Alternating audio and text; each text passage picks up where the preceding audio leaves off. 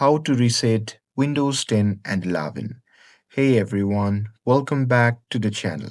In today's video, I'll show you how to reset Windows 10 and 11 and effectively format your laptop or PC. So now without further ado, let's get started. So first thing first, simply type or press Windows plus I to open the settings. And now here, once you are inside the settings, just look at the left-hand sidebar and there you simply have to click on System. And now here, under the system, you simply have to scroll down and there you simply have to click on the option labeled as Recovery. And now here, under the Recovery, there you can see the option labeled as Reset this PC. So just beside this option there you can see the button that says Reset PC.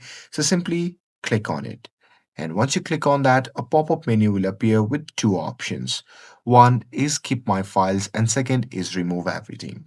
So here, if you click on the first option, then it will reinstall Windows, but it will keep your personal files as well.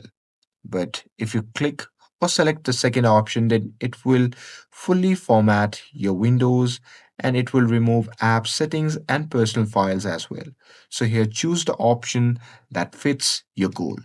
And after that, on the next page, simply choose how to reinstall the Windows. Now here you can either select cloud download or the local reinstall. So just a tip is cloud download is more reliable if your system files are corrupted. So I would prefer if you choose the cloud download. And here once you have selected that, you simply have to click on next, and after that you simply have to reset to confirm. And this PC will take or begin to restart, and this may take up to 30 to 60 minutes depending on your system.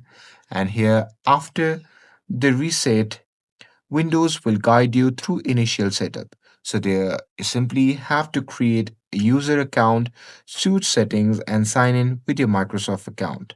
And after that, your PC will be freshly reset. And that's it. With this, if you found this video helpful, then don't forget to like, share, and subscribe to get updated for more videos. Thanks for watching, and I'll see you in the next video.